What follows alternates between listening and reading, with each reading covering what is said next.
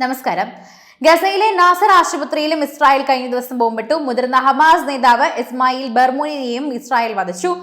ആശുപത്രിക്ക് നേരെയുണ്ടായ ബോംബാക്രമണത്തിൽ ബർഹൂം ഉൾപ്പെടെ 2 പേരാണ് കൊല്ലപ്പെട്ടത്. ഗസയിലെ അൽ മവാസിയിലെ ഒരു ടെന്റിൽ ഇസ്രായേൽ സൈന്യം ബോംബിട്ട് ഹമാസിന്റെ പൊളിറ്റിക്കൽ ബ്യൂറോ അംഗമായ സലാഹ് അൽ ബർദാവിലിനെ കൊലപ്പെടുത്തുകയും മണിക്കൂറുകൾക്ക് ശേഷമാണ് ഇത് സംഭവിക്കുകയും ചെയ്തത്. ഇതിനിടെ ഗസയിൽ കൊല്ലപ്പെട്ടവരുടെ ഔദ്യോഗിക കണക്ക് 1 ലക്ഷം പിന്നിട്ടു. ഗസയെ സമ്പൂർണ്ണമായി പിടിച്ചെടുത്ത് സൈനിക ഭരണം ഉൾപ്പെടുത്താനും അതുപോലെ തന്നെ നീക്കത്തിലാണ് ഇപ്പോൾ ഇസ്രായേൽ മുന്നോട്ട് പോകുന്നത്. ഇന്നലെ കുഞ്ഞുങ്ങൾ ഉൾപ്പെടെ 46 പേരാണ് ആക്രമണത്തിൽ കൊല്ലപ്പെട്ടത്. മധ്യ ഗസയിൽ തന്നെ ഖാൻ യൂനീസിൽ ഫലസ്തീൻ അഭയാർത്ഥികളുടെ താമസ കേന്ദ്രങ്ങൾക്കും ഇസ്രായേൽ ബോംബിട്ടു. ആരോഗ്യ കേന്ദ്രങ്ങൾക്ക് നേരെയുള്ള ആക്രമണത്തിലും മാറ്റമില്ല. ഖാൻ യൂനീസിൽ പരിമിത സ്വഭാവത്തിൽ മാത്രം തന്നെ പ്രവർത്തിക്കുന്ന നാസർ മെഡിക്കൽ സമുച്ചയത്തിനു നേരെ ഇസ്രായേൽ സേന ആക്രമണം നടത്തി. മധ്യ ഗസയിൽ തുർക്കി ഫലസ്തീനിയൻ ഫ്രണ്ട്ഷിപ്പ് ആശുപത്രി വെള്ളിയാഴ്ച ഇസ്രായേൽ ബോംബിട്ട് തകർത്തിരുന്നു. ഹമാസ് പൊളിറ്റിക്കൽ ബ്യൂറോ അംഗം സലാഹ് അൽ ബർദാവിലും അതുപോലെ ഭാര്യയും ഇസ്രായേൽ ആക്രമണത്തിൽ കൊല്ലപ്പെട്ടു. തെക്കൻ ഗസയിലെ ഖാൻ യൂനീസിൽ ഇവർ താമസിച്ചിരുന്ന ടെന്റിന് നേരെയായിരുന്നു ആക്രമണം.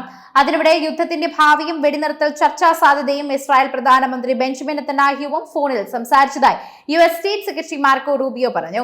ബന്ദികളുടെ മോചനവും ഹമാസിനെ നശിപ്പിക്കലുമാണ് ലക്ഷ്യമെന്ന് US പശ്ചിമേഷ്യൻ പ്രതിനിധി സ്റ്റീവ് വിറ്റ്കോഫ് പ്രതികരിച്ചു. ഫലസ്തീൻ ജനതയ്ക്ക് സൈനിക നടപടിയിലൂടെ പിന്തുണ നൽകുന്ന യമനിലെ ഹൂതികൾക്കെതിരെ അമേരിക്കൻ സേന വീണ്ടും വ്യോമാക്രമണം നടത്തി. സനായിലെ വിവിധ കേന്ദ്രങ്ങളിൽ ബോംബിട്ടതായി തന്നെ US സെൻട്രൽ കമാൻഡർ അറിയിച്ചു. താമസ കേന്ദ്രത്തിന് നേരെ നടന്ന ആക്രമണത്തിൽ നിരവധി പേർ മരിച്ചതായി തന്നെ ഹൂതികൾ അറിയിച്ചു. തെൽ അവീവ് ഉൾപ്പെടെ ഇസ്രായേൽ നഗരങ്ങളിൽ ആയിരങ്ങൾ ചേർന്ന നെതന്യാഹു വിരുദ്ധ റാലിയും നടന്നു. ബന്ദികളുടെ മോചനവും ഇന്റലിജൻസ് മേധാവിയായി പുറത്താക്കാനുള്ള നടപടി പിൻവലിക്കണമെന്നും ആവശ്യപ്പെട്ട് പ്രക്ഷോഭം തുടർന്നാണ് വിവിധ കൂട്ടായ്മകളുടെ തീരുമാനം പോലും നടന്നത്. ഗസയിൽ അവശേഷിക്കുന്ന പ്രത്യേക ക്യാൻസർ ആശുപത്രിയും തകർത്ത് ഇസ്രായേലിന്റെ ക്രൂരതയുണ്ട്. തുർക്കിഷ് ഫലസ്തീനിയൻ ഫ്രണ്ട്ഷിപ്പ് ഹോസ്പിറ്റലാണ് ഇസ്രായേൽ സേന ആദ്യം തകർത്തത്. ഇസ്രായേൽ നടപടി ഹീനമായ കുറ്റകൃത്യമാണെന്ന് ഗസ ആരോഗ്യ മന്ത്രാലയം പ്രതികരിച്ചു. നെറ്റ്സറീം ഇടനാഴിക്ക് സമീപമാണ് ക്യാൻസർ രോഗികൾക്കുള്ള ഏക പ്രത്യേക ആശുപത്രിയായ തുർക്കിഷ് ഫലസ്തീൻ ഫ്രണ്ട്ഷിപ്പ് ആശുപത്രി നശിപ്പിച്ചത്.